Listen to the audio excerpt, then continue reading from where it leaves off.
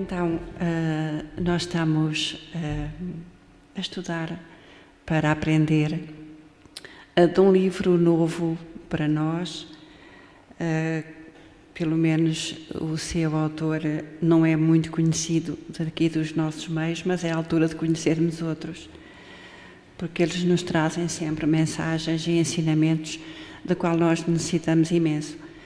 Portanto, o livro é este, de Jesus para os que sofrem, de Clóvis Tavares. E eu vou fazer só uma breve síntese para nós termos uma ideia de quem nós estamos a falar, ou do livro que ele nos enviou para todos nós. Já está na sua pátria espiritual, e então que os ensinamentos dele realmente possam ficar vinculados ao nosso coração.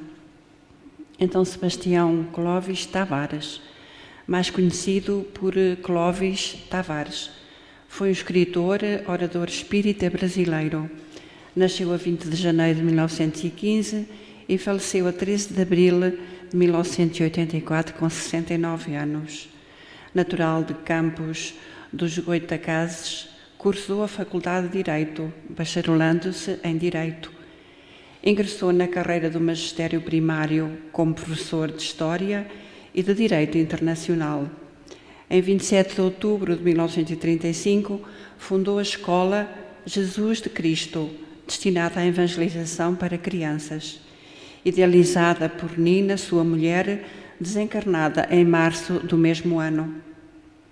Junto com colaboradores da instituição, criaram 2 orfanatos, a Casa da Criança e o Lar dos Meninos, além de outros departamentos comuns em instituições espíritas. Em 12 de junho de 1936, conhece Francisco Cândido Xavier, de quem se tornou grande amigo. Em 1950, passou a trocar correspondência com Pietro Ubaldi, italiano, conseguindo que viesse ao Brasil por 2 ocasiões, traduzindo também algumas das suas obras. Acrescentamos que Pietro Ubaldi fez também do Brasil a sua pátria, vivendo nela e desencarnando em São Vicente, no Brasil. Então, vamos passar agora para o capítulo 2, A Casa do Coração. Eu antes só gostaria de dizer que prestássemos muita atenção, porque este capítulo vem falar exatamente de nós e de toda a sociedade. Maria guardava todas estas coisas, meditando-as em seu coração. Esta passagem está no Evangelho de Lucas, em 2.19. Espíritos sábios e benevolentes, ó filósofos da terra, altas vozes das mais antigas culturas do mundo, ou singelas expressões da sabedoria do povo, tanto quanto o espírito e a essência dos ensinos evangélicos, tudo e todos nos falam da instabilidade dos nossos sentimentos e emoções, sinal da nossa imperfeição. Podemos admitir testemunho da nossa imaturidade espiritual. Por isso é também nossa, de todos nós, muitas vezes, aquela tragédia do pobre coração paterno a clamar em lágrimas a Jesus: eu creio, Senhor, ajuda a minha incredulidade. Esta passagem está no Evangelho de Marcos e refere-se a um pai que, tendo o filho obsediado, pede a Jesus ajuda, mas ainda naquela não sei se me vai ajudar, se vai conseguir ou não, aquela incerteza que todos nós temos. E Jesus tratou e curou o seu filho. Então esse pai clamou: eu creio, Senhor, mas ajuda a minha incredulidade. É triste, mas é assim. Somos e não somos. Cremos e não cremos. Amamos e não amamos. Numa contradição dolorosa ou apática da nossa alma. E é verdade, nós, ora, somos muito instáveis, Ora pensamos, ora não pensamos, ou fazemos, ou não fazemos. Andamos nesta incerteza, continuamos andando nesta instabilidade. É aquela personalidade oscilante de que nos fala Pietro Baldi ao estudar esse equilíbrio instável de nossa natureza psíquica, de nossa natureza espiritual. Então nós somos oscilantes, nós ora estamos deste lado como estamos daquele, nós oscilamos, ainda não temos firmeza. Agimos e sentimos, criamos hábitos e forjamos caracteres movidos às vezes pela nossa consciência de superfície. Vejam só, a nossa consciência ainda é uma consciência da superfície. Quase sempre, entretanto, nossos pensamentos, desejos, atos, hábitos, caracteres, conduzindo-nos a destinos felizes ou desventurados, tipificam aquela verdadeira reação em cadeia das lições de Buda. Essas forças imponderáveis da alma são filhas dos milenários e desconhecidos impulsos da subconsciência a emergirem dos porões e subterrâneos, as mais das vezes dantescamente infernais, do nosso mais remoto passado, porque todos nós sabemos que nós não estamos aqui pela primeira vez. Nós já estamos na Terra há muito, muito tempo e sabe Deus em que condições nós estivemos e ainda estamos. Considerando essa fissuração de nossa vida espiritual, nossos sábios instrutores, em todos os tempos, têm assinalado a necessidade de buscarmos o equilíbrio do coração e o discernimento do espírito. Ou, noutras palavras, a urgência de promovermos ou acelerarmos voluntária e conscientemente nosso processo de maturação psíquica. Como se, com lucidez de espírito, tomássemos as rédeas ou o volante da nossa própria evolução, atendendo aos sinais vermelhos ou verdes do caminho da vida. As rédeas ao volante da nossa própria evolução somos nós próprios a decidirmos o que queremos fazer ou não, e estes sinais vermelhos ou verdes é aquilo que nós fazemos nos ensinos de Jesus, ou os cumprimos ou não. Ou seja, há quem passe o sinal vermelho, há quem passa, não é? Há outros, no entanto, que são cuidadosos e esperam pelo sinal verde. Mas, no fundo, tudo isto está relacionado aos ensinamentos de Jesus, ao que nós devemos fazer nas nossas atitudes, nos nossos pensamentos, nas nossas ações, consoante os ensinos que Ele nos trouxe amorosamente.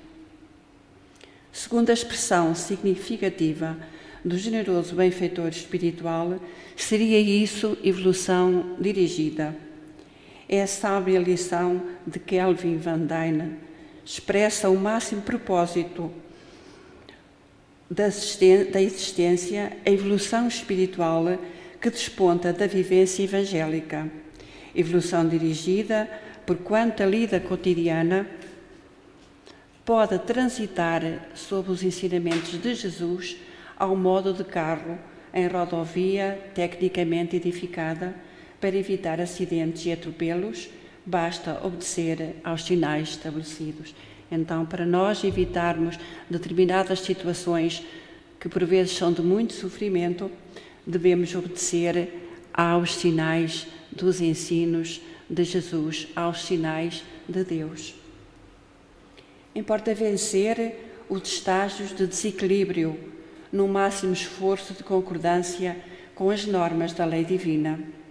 A dissonância ou a ausência de harmonia da vida interior, fase de desequilíbrio, nos leva ao sofrimento retificador, moral ou mesmo físico. Isso que se passa em nosso mundo psíquico é também verdadeiro. Em todos os segmentos da vida na face do planeta, no ambiente familiar ou religioso, nas estruturas políticas, sociais ou económicas. É uma lei que rege o universo. Embora distorções ou arritmias temporárias, a lei de equilíbrio tende a afirmar-se mais cedo ou mais tarde em todos os setores da vida. Isto faz-me lembrar as palavras de Jesus: passará o céu e a terra, mas as minhas palavras não passarão. Portanto, a lei do equilíbrio tem que ser afirmada na Terra.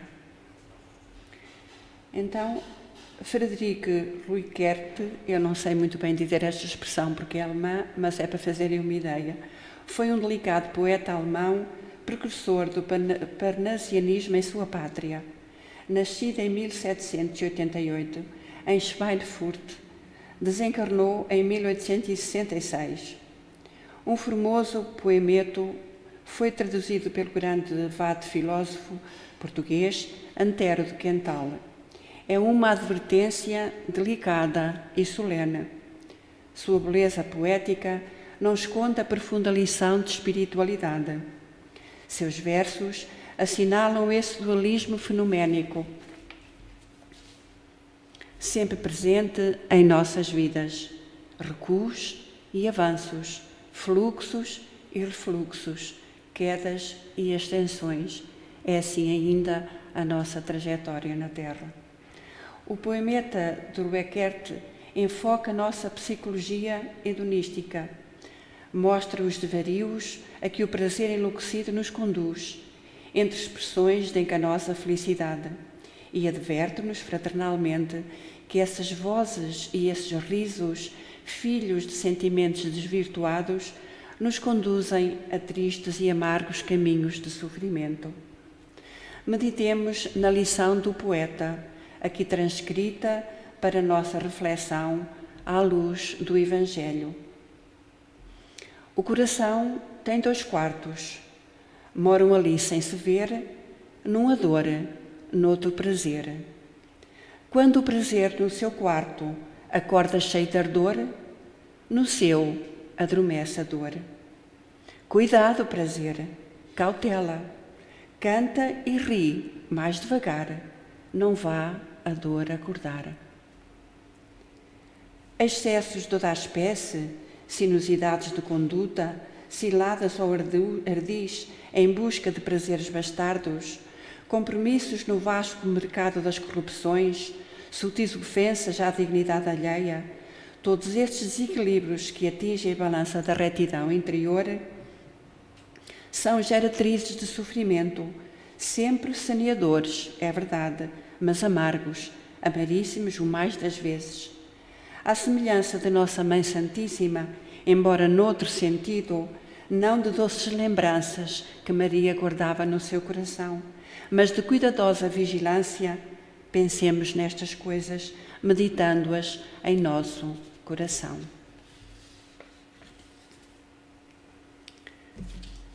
Então, o assunto abordado neste tema, ele anda à volta da nossa instabilidade, dos nossos sentimentos e emoções. E ele é o resultado da nossa imperfeição e da nossa imaturidade espiritual.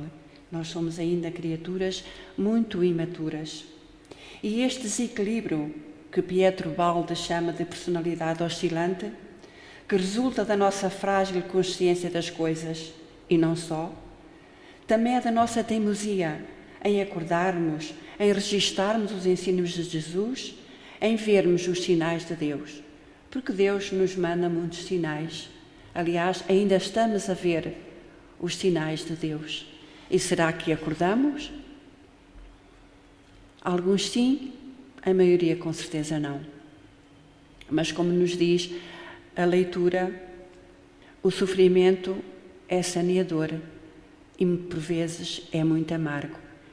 E isso cabe-nos a nós não evitar que soframos por completo, porque não temos condições para isso, mas que não seja tão amargo o nosso sofrimento. Somos o resultado de um passado longínquo, disso nós não temos dúvidas, das nossas várias e muitas reencarnações, mas estamos na Terra para retificarmos esse passado. Claro que nós que frequentamos a casa espírita, e não só o espiritismo fala de reencarnação, outras filosofias espiritualistas também dela falam, sabemos que temos imensas e Só Deus sabe o que para lá está atrás no tempo. Então precisamos com urgência de nos corrigir, isto é, procurarmos o mais depressa que nos seja possível a nossa maturidade psicoespiritual, de forma voluntária, ou seja, pela nossa vontade, não por aquilo que me estão a dizer, para eu fazer, para eu dizer, para eu pensar, mas não que eu possa refletir naquilo que eu ouço, porque eu preciso de ouvir, preciso estudar para refletir, para pôr em prática. Portanto, com a nossa vontade, sem imposição de ninguém, mas com consciência, porque é necessário que nós façamos que nos corrijamos com consciência, com vontade própria e com consciência. A evolução dirigida é aquela com que devemos orientar a nossa vida, baseada nos ensinos de Jesus, seja pelas ações, pensamentos e palavras. É necessário ultrapassarmos os nossos desequilíbrios, seja na pessoa, seja em nós próprios, seja na família, como em todos os domínios da sociedade, como nos fala tão bem a leitura. E quem são os sábios instrutores enviados por Jesus? São os espíritos, são os nossos anjos da guarda, são os espíritos protetores, são os espíritos, às vezes amigos nossos, familiares ou não, porque às vezes estabelecem-se laços muito profundos e não são laços consanguíneos, são laços de afetos que, por certo, virão do passado. E temos aqueles que nos ensinam, aqueles que vêm também com a sua prova missão de nos virem trazer os conhecimentos que vão também adquirindo, que já trazem também de outras reencarnações e que se propõem a vir-nos trazer os conhecimentos de Jesus. Aqui estamos na Casa Espírita, outros estão nos templos católicos ou onde quer que seja. Porque quando Jesus diz que há muitas moradas na casa do meu Pai, Ele não se refere só à parte espiritual. Na Terra também há muitas moradas, ou seja, há as várias escolas onde cada um aprende da forma que pode e da situação que se encontra, no patamar que se encontra, de maneira a poder absorver também a sua evolução. Então esses anjos, esses espíritos protetores, eles nos ensinam em cada dia para que possamos sofrer menos na nossa trajetória. E para concluir este pequenino e singelo trabalho, indiscutivelmente a vida na Terra é um empreendimento divino, colocado sob os cuidados da criatura humana, a fim de que ela aprenda a lhe dar bom rumo, administrando com sabedoria. Não é fácil para os espíritos de pouca elevação, como os que estagiamos na Terra, atravessar vitoriosamente os mais diversos caminhos, as mais variadas experiências de aprendizado ou os testemunhos de fidelidade às leis de Deus impressas nas fibras mais íntimas de nossa alma. Cabe-nos os investimentos dos nossos melhores esforços, traduzidos em coragem, em boa vontade, fé ardente e lúcida, para bem conduzir os rumos dessa concessão divina. Cabe aos caminhantes da evolução planetária, que somos todos nós, desenvolver os próprios atributos espirituais, intelectuais e morais, e Jesus é para nós a mais próxima referência de Deus na Terra, nos ensinando a adoração ao Pai no nosso dia a dia, em espírito e verdade, por meio da transformação da nossa vontade limitada e pobre, na vontade soberana daquele que paira sobre tudo. Jesus é um modelo supremo. O Evangelho é roteiro para a ascensão de todos os espíritos em luta, o aprendizado na Terra para os planos superiores do ilimitado. De sua aplicação decorre a luz do Espírito, no turbilhão das tarefas de cada dia. Lembremos-nos da afirmativa de Jesus: Eu sou o caminho, a verdade e a vida. Então, inspiremo-nos em Jesus e atendamos pessoalmente ao dever que a vida nos confere. Eu agradeço a nosso irmão Clóvis, que Deus o abençoe onde quer que ele se encontre, porque estamos aqui retratados, a nossa sociedade, nós próprios, as religiões, tudo o que faz parte da vida, aqui está retratada nesta lição, neste ensino. Então, que cada um possa retirar deste pequenino trabalho, e eu serei, ou devo ser a primeira a fazê-lo, algo que nos possa fortalecer a nossa imaturidade espiritual, a nossa inconsciência. Que Jesus nos abençoe e que Ele nos fortaleça em cada dia. Muita paz.